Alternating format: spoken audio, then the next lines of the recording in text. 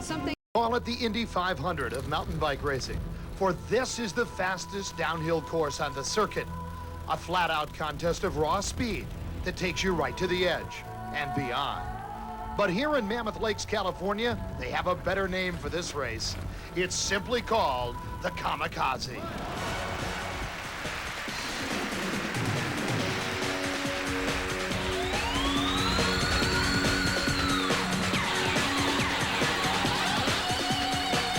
From Mammoth Lakes, California, it's the Jeep National Championship Mountain Bike Series.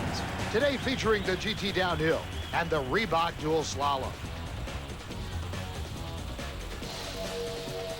And it's brought to you by GT Bicycles, not your typical mountain bike. And by Jeep and Eagle, a division of the Chrysler Corporation.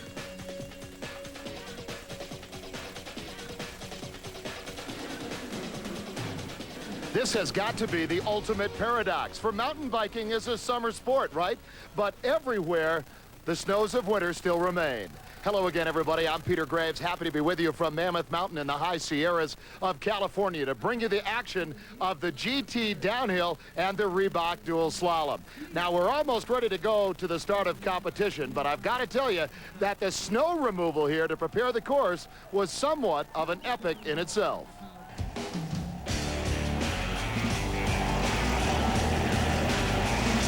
And that snow removal project was mammoth indeed, moving over 100 tons of snow as deep as 10 feet in places.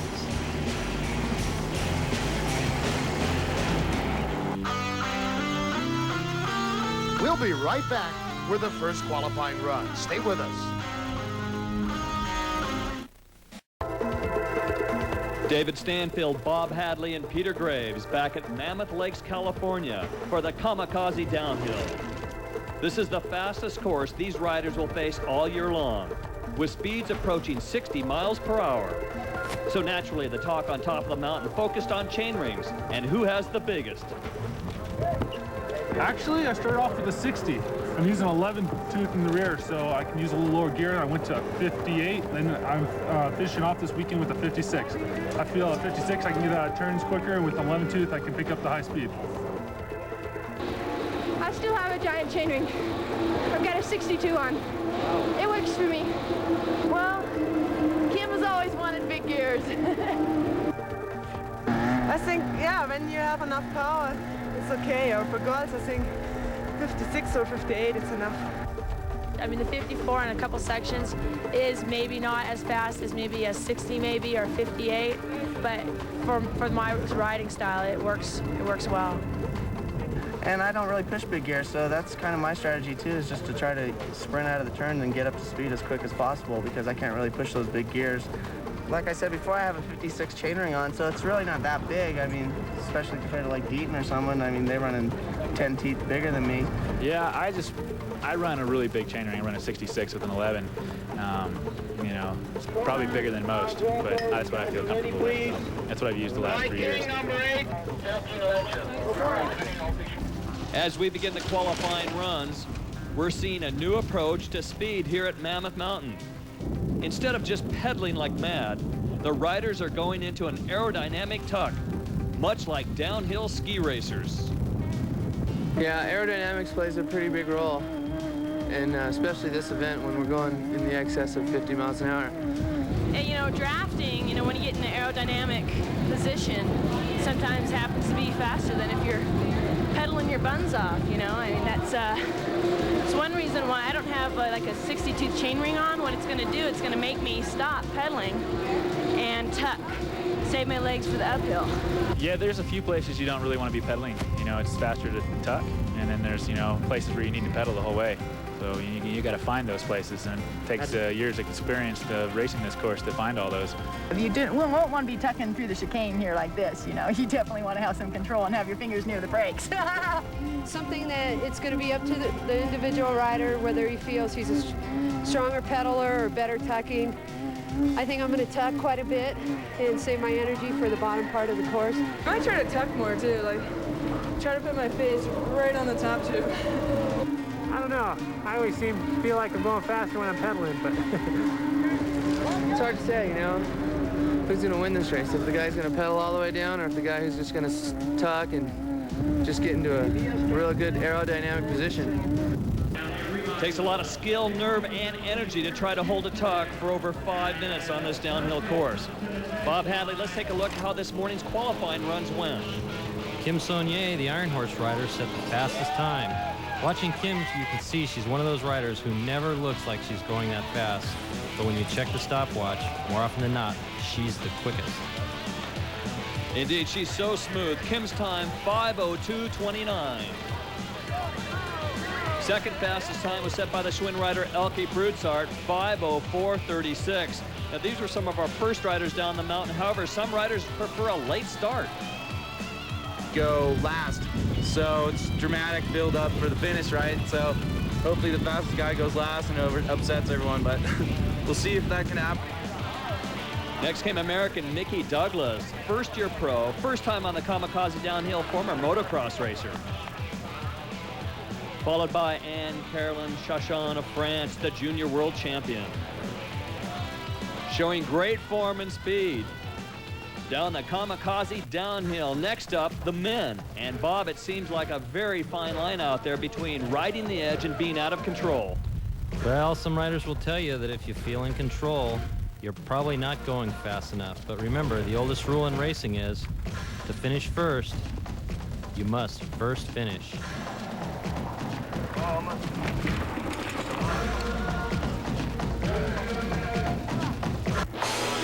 Philippe Perakis of Switzerland, and the winner of the Kamikaze downhill in 1991, sporting a full aero suit, set the 5th fastest time for the men, 4:42.20.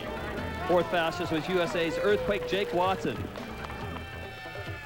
Next was Francois Gachet of France, the reigning world champion. Gachet's used to more technical courses, and Mammoth, although it's not considered technical, it's so fast it takes a technique all its own. Second quickest, Toby Henderson from La Mirada, California. But the big story this morning was this rider, Miles Rockwell, who blistered the course with a time of 4:33.87, nearly 7 seconds faster than his nearest competitor. I like to go out fast in the first run, you know, just a simulation race run pretty much, because just good for your confidence, good psych factor, you know, make everyone shake a little. Well, Miles's best results have always been at Mammoth, and you better believe the competition is shaking after that run.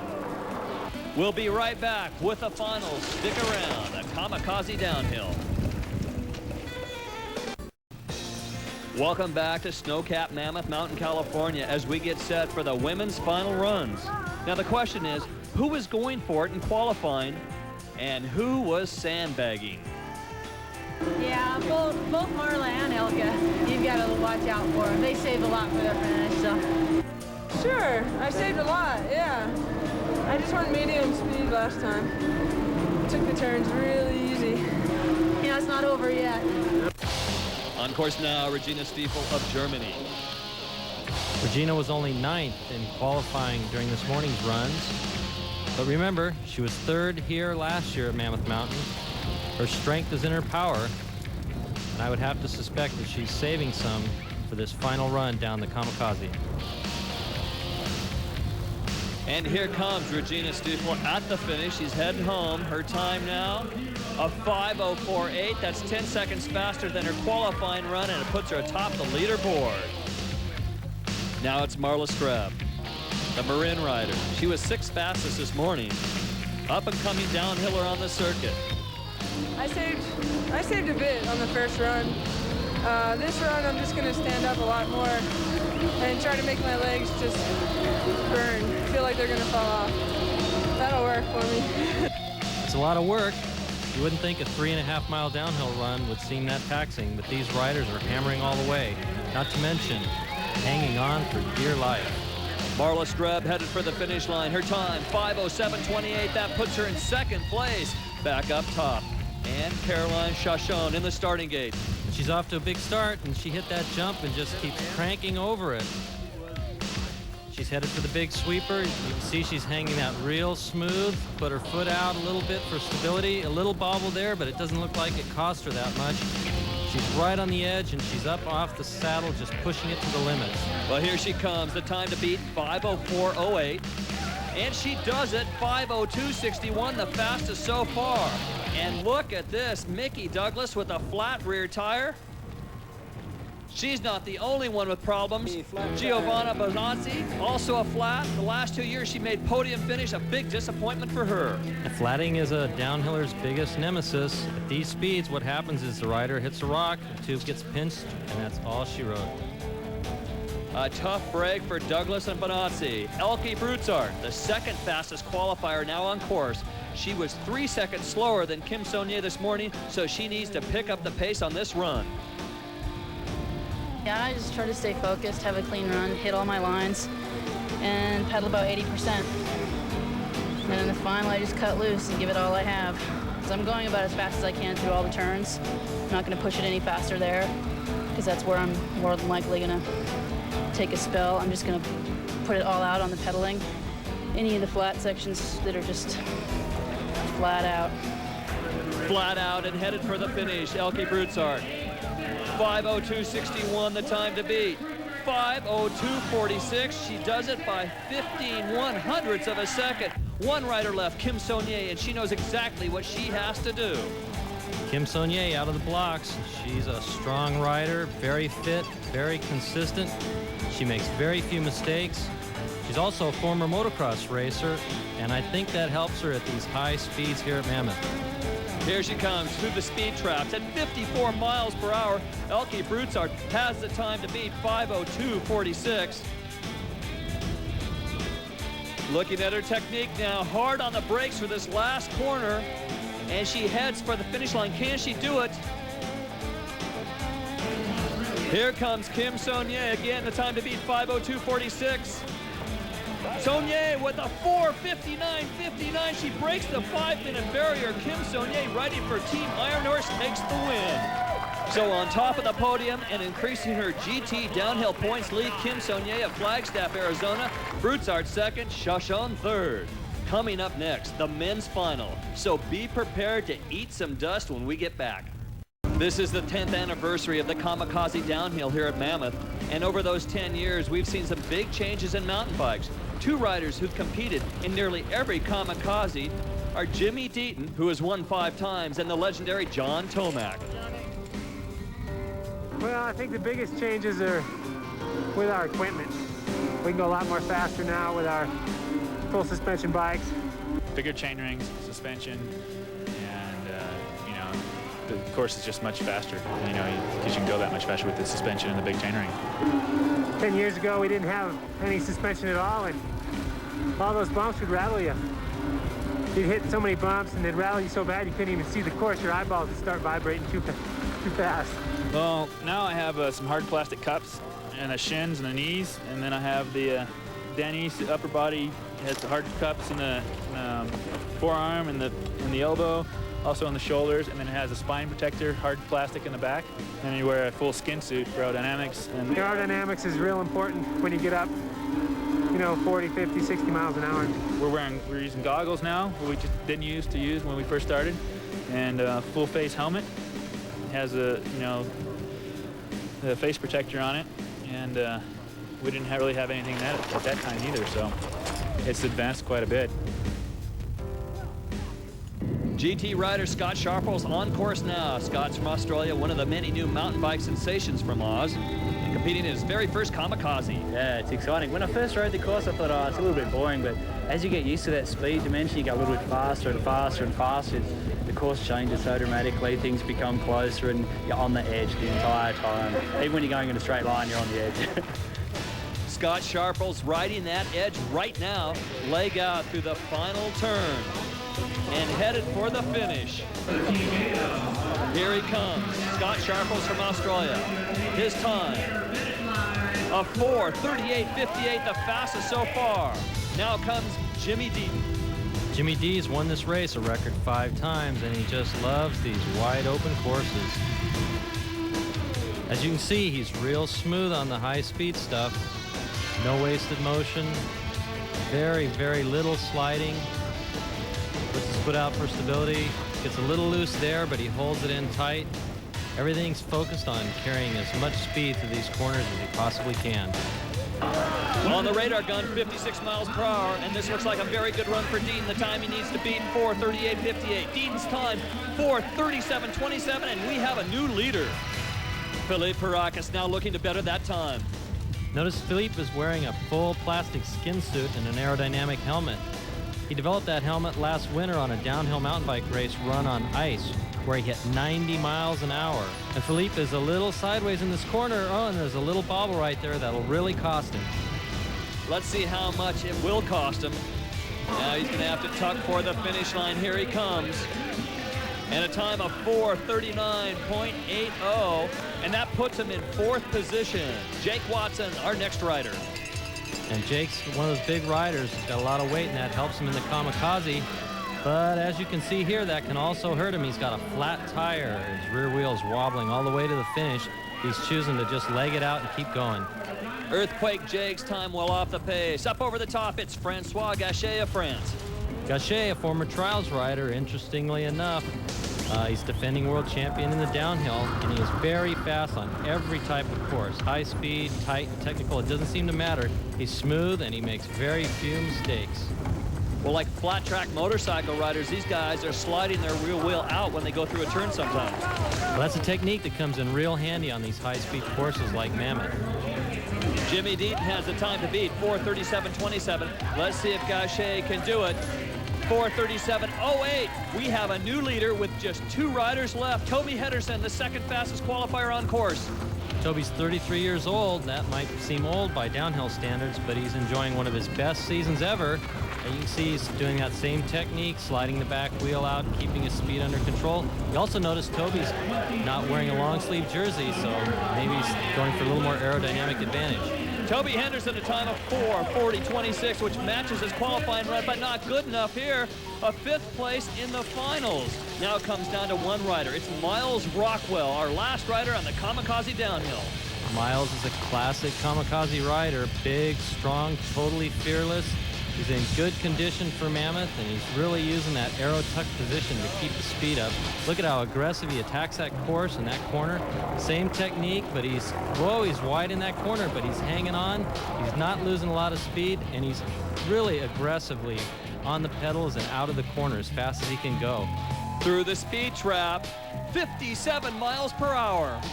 And Miles is using every inch of the road. Oh, he's really letting it hang out. The time to beat, 4:37.08, set by Gachet. Let's see if Miles can do it.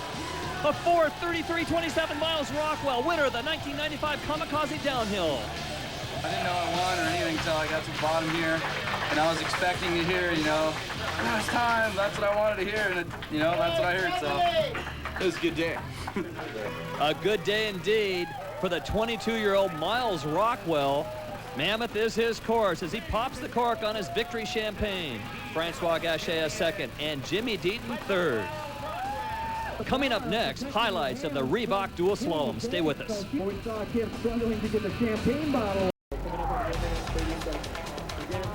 Welcome back to the Jeep National Championship Series of Mammoth Lakes, California. If you're into mountain biking, a trip through the expo area here at Mammoth will make you feel like a kid in a candy store. Our ESPN2 cameras took a little cruise through the expo and took a look at what's new. We have a wide selection of extreme downhill products. Take a look.